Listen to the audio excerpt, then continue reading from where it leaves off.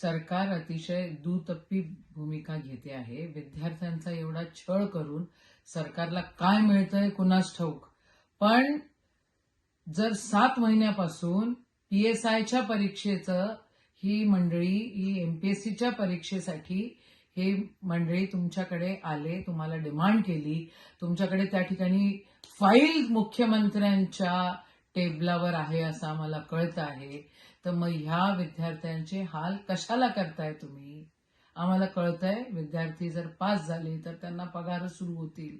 या सरकारकडे पैसे द्यायला नाहीयेत म्हणून विद्यार्थ्यांचे हाल हे करतायत आणि तिथं शेकडो, करोडो, लाखो, अब्ज रुपये फुकट वाटतायत. पण जे विद्यार्थी अभ्यास करतायत त्यांच्याकडे हे सरकार बघायला तयार नाहीये. ही दुटप्पी भूमिका सरकारची आहे आणि या सरकारच्या भूमिकेचा आम्ही निषेध करतो.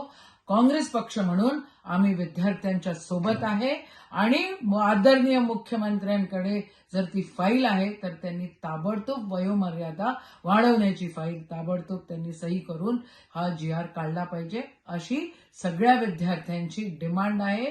नाही तर खबरदार राखा तुम्ही, हे आंदोलन इथं संपणार नाही, हे होत राहील.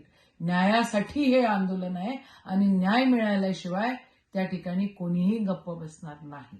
जय हिंद, जय महाराष्ट्र.